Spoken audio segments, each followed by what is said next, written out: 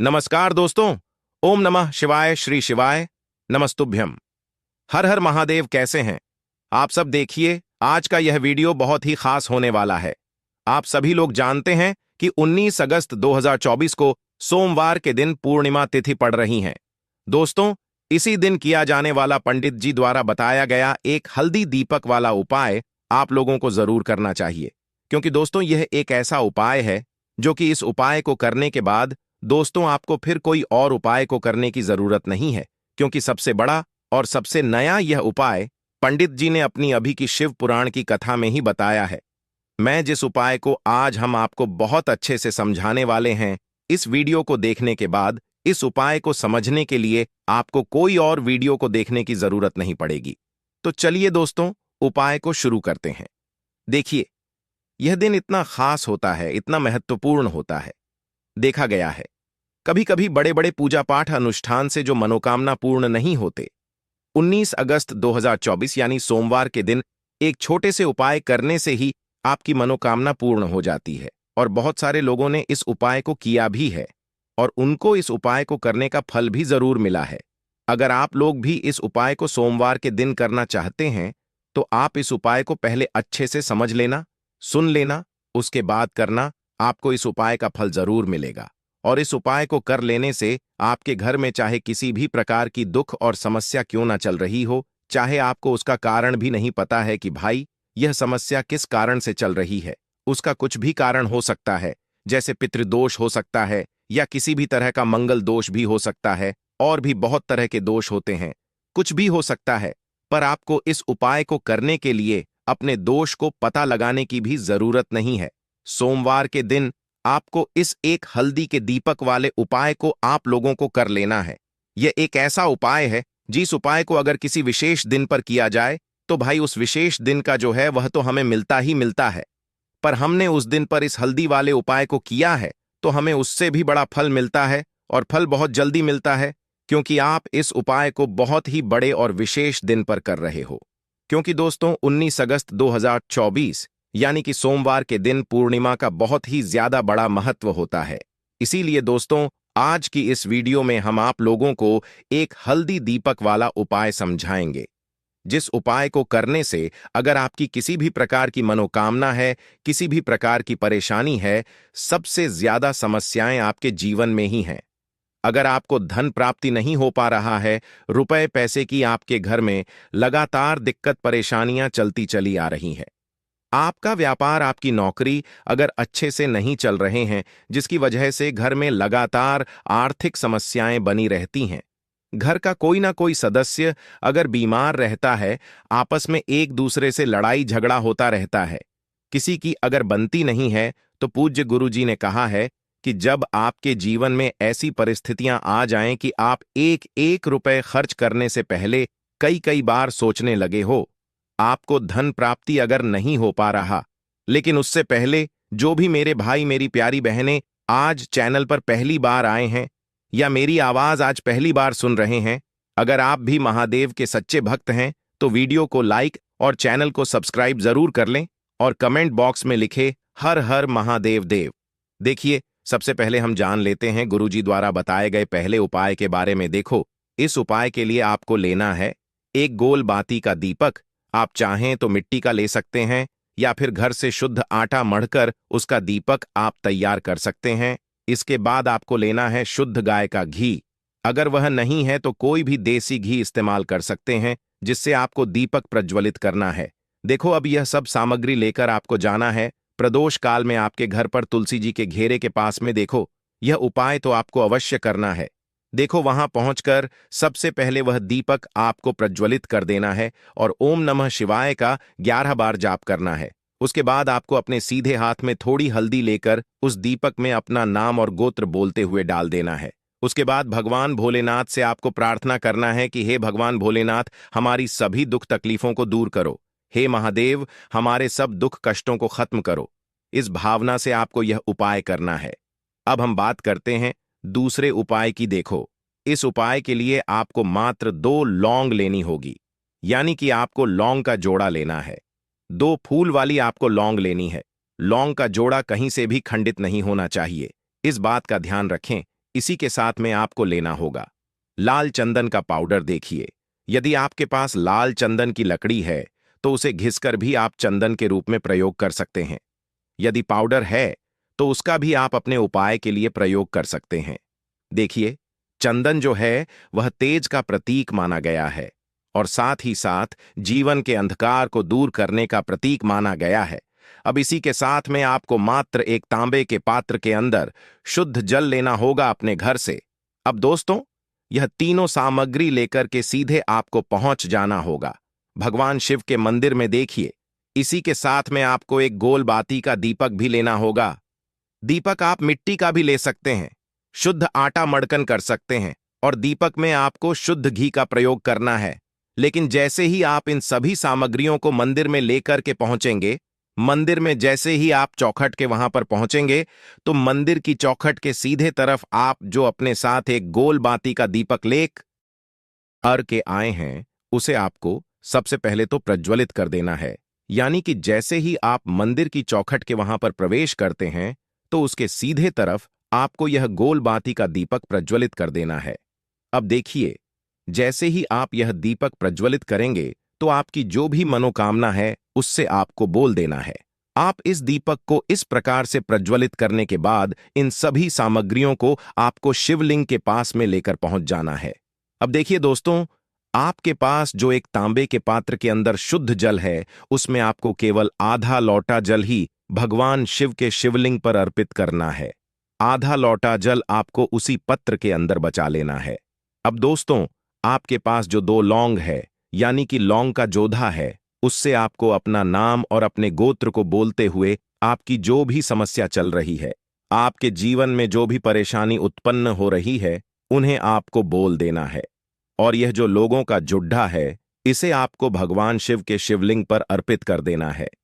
जैसे आप यह 2 लोग शिवलिंग पर चढ़ाएंगे तो अपना हाथ जो है वहां पर आपको रखना है और महादेव से आपको प्रार्थना करनी है कि मेरे जीवन की यह जो परेशानियां हैं ये सभी दूर हो जाएं। यानी कि आपके जीवन में धन की संबंधित परेशानी चल रही है, कर्ज की समस्या चल रही है, बच्चों का पढ़ाई लिखाई में मन नहीं लग पा रहा है, घर के जो आर्थिक संकट है वह सभी दूर हो, व्यापार आपका ढंग से नहीं चल पा रहा है, घर में रोग की स्थिति बनी हुई है, यानी कि जिस भी प्रकार की आपकी समस्याएं हैं उसे आपको महादेव से बोल देना है और महादेव से इन सभी समस्याओं को दूर करने के लिए आपको प्रार्थना कर लेनी है। अब देखिए दोस्तों, आपने जो 2 लौंग शिवलिंग पर समर्पित की थी उससे आपको वहां से उठा लेना है और इन दोनों लौंग को आपको शिवलिंग से उठा करके सीधे उससे जल के पात्र के अंदर डाल देना है। यानी कि अपने आधा लौटा जल और बचाया हुआ था उसी के अंदर आपको यह 2 लौंग डाल देनी है और साथ में आप जो लाल चंदन लेकर के आए थे उस लाल चंदन को भी आपको उसी पात्र के अंदर डाल देना है। यानी कि आधा लौटा जल और बचा हुआ है तो उसी आधे लौटे जल के अंदर आपको यह लाल चंदन भी डाल देना है। अब देखिए, इस आधे लौटे जल में है जिसमें अपने 2 लौंग डाली है, लाल चंदन डाला है, उसे सीधे लेकर के आपको पहुंचना है बेल पर पत्र के वृक्ष के वहां पर। देखिए, बेल पत्र का वृक्ष यदि आपके घर पर है तो वहां पर आपको आ जाना है। आपके घर के आसपास कहीं भी है तो वहां पर आपको पहुंच जाना है और उसके बाद आपका जो मुख है वह दिशा की ओर होना चाहिए और उसके बाद आपको अपना नाम और अपनी गोत्र को बोलना है और पुनः अपने जो भी परेशानियां शिवलिंग के पास में बोली थी उन्हें आपको वापस से बेलपत्र के वहां पर भी बोल देनी है। और यह जो आधा लोटा जलर है इससे आपको पूरा बेलपत्र के वृक्ष की जड़ी DDH में श्री शिवाय नमस्तुभयम इस मंत्र का जाप करते हुए समर्पित कर देना है। तो बस इतना सा उपाय आपको करना है। जो भी आपकी परेशानी है, समस्या है, उससे महादेव निश्चित ही दूर करेंगे। बढ़ते हैं अगले उपाय की तरफ। देखिए, इस उपाय को करने के लिए सबसे पहले तो आपको एक बेलपत्र लेनी होगी। बेलपत्र यदि आपको नहीं मिल पाती तो पूज्य गुरु जी के अनुसार भगवान शिव के शिवलिंग पर चढ़ी हुई बेलपत्र को आप पूर्ण शुद्ध जल से धोक के उपयोग कर सकते हैं। बेलपत्र जो है कहीं से भी आपको खंडित नहीं लेनी है। इसी के साथ में आपको लेना होगा थोड़ा सा लाल चंदन और थोड़ा सा पीला चंदन। देखिए, लाल चंदन और पीला चंदन आपको किसी भी पूजन सामग्री की दुकान पर आसानी से प्राप्त हो जाएगा। और इसी के साथ में आपको एक लोटा शुद्ध जल लेना होगा। तांबे के पात्र के अंदर अपने घर से देखिए, आपको यह सभी सामग्रियां लेकर के पहुंच जाना होगा। भगवान शिव के मंदिर में प्रदोष काल के समय देखें। प्रदोष काल का जो समय है सूर्यास्त से 4 मिनट पहले शुरू हो जाता है और सूर्यास्त के 45 मिनट बाद तक रहता है। देखिए दोस्तों, सबसे पहले तो आपके पास जो लाल चंदन और पीला चंदन है, उनमें आपको थोड़ा सा जल डाल करके उन्हें गीला कर लेना है। अब देखिए, आपके पास जो बेलपत्र है, बेलपत्र में 3 पत्तियां होती हैं। तो बेलपत्र की जो चिकनी साइड होती है, तो बेलपत्र की जो बड्डी वाली पत्ती होती है, उस पर आपको कुछ भी नहीं लगाना है। लेकिन बेलपत्र की जो नीचे की 2 पत्तियां होती हैं, उन पर आपको एक एक बिंदी लाल चंदन की लगानी है। लेकिन यह जो बिंदियां हैं, आपको अपने सीधे हाथ की चिट्ठी उंगली के पास वाली जो उंगली अनामिका उंगली, उसी से लगानी होगी। अब दोस्तों, बेलपत्र की जो डंडी होती है, उस पर आपकी पीला चंदन लगाना है। अब दोस्तों, इस प्रकार से बेलपत्र को तैयार करने के बाद आपके पास जो एक लोटा शुद्ध जल है, उसमें से जो आधा लोटा जल है, उसे आपको माता अशोक सुंदरी वाले स्थान पर समर्पित करना है। और जो शेष जल बचेगा, उसे पूरा आपको भगवान शिव के शिवलिंग पर अर्पित कर देना है। अब दोस्तों, आपके पास जो एक बेलपत्र है, उससे आपको माता अशोक सुंदरी वाले स्थान पर रखना होगा। उल्टा देखिए, उपाय विशेषकर धन प्राप्ति के लिए है, या फिर यदि आपको किसी भी चीज का भय है तो उसके लिए भी आप ही उपाय कर सकते हैं। लेकिन यह जो बेल पत्र है, आपकी जो भी इच्छा है उससे बोल करके आपको माता अशोक सुंदरी वाले स्थान पर अर्पित कर देनी है। देखिए, अर्पित आपको किस प्रकार से करनी है। इसकी जो डंडी है वह शिवलिंग की ओर रहेगी, और इसका जो पत्ती वाला भाग है वह आपको जलाधारी की ओर रखना है। और जो अपने बेलपत्र की चिकनी साइड पर लाल चंदन और पीला चंदन लगाया है, वह माता सुंदरी से इस स्पर्श होगा। इस प्रकार से आपको यह बेलपत्र समर्पित कर देनी है। तो इस प्रकार से आपको यह पहला उपाय करना है, जो कि आपकी धन की प्राप्ति के लिए है, आपके जीवन की समस्त मनोकामनाएं की परिपूर्ति के लिए है। देखो दोस्तों, आज अर्घ आए हैं, उसे आपको सबसे पहले तो प्रज्वलित कर देना है। यानी कि जैसे ही आप मंदिर की चौखट के वहां पर प्रवेश करते हैं, तो उसके सीधे तरफ आपको यह गोल बाती का दीपक प्रज्वलित कर देना है। अब देखिए, जैसे ही आप यह दीपक प्रज्वलित करेंगे, तो आपकी जो भी मनोकामना है उससे आपको बोल देना है। आप इस दीपक को इस प्रकार से प्रज्वलित करने के बाद इन सभी सामग्रियों को आपको शिवलिंग के पास में लेकर पहुंच जाना है। अब देखिए दोस्तों, आपके पास जो एक तांबे के पात्र के अंदर शुद्ध जल है, उसमें आपको केवल आधा लोटा जल ही भगवान शिव के शिवलिंग पर अर्पित करना है। आधा लोटा जल आपको उसी पत्र के अंदर बचा लेना है।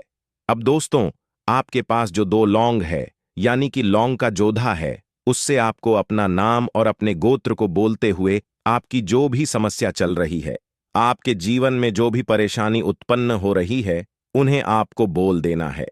और यह जो लोगों का जुड्ढा है, इसे आपको भगवान शिव के शिवलिंग पर अर्पित कर देना है। जैसे आप यह 2 लोग शिवलिंग पर चढ़ाएंगे, तो अपना हाथ जो है वहां पर आपको रखना है और महादेव से आपको प्रार्थना करनी है कि मेरे जीवन की यह जो परेशानियां हैं, ये सभी दूर हो जाएं। यानी कि आपके जीवन में धन की संबंधित परेशानी चल रही है, कर्ज की समस्या चल रही है, बच्चों का पढ़ाई लिखाई में मन नहीं लग पा रहा है, घर के जो आर्थिक संकट है वह सभी दूर हो, व्यापार आपका ढंग से नहीं चल पा रहा है, घर में रोग की स्थिति बनी हुई है, यानी कि जिस भी प्रकार की आपकी समस्याएं हैं, उसे आपको महादेव से बोल देना है और महादेव से इन सभी समस्याओं को दूर करने के लिए आपको प्रार्थना कर लेनी है।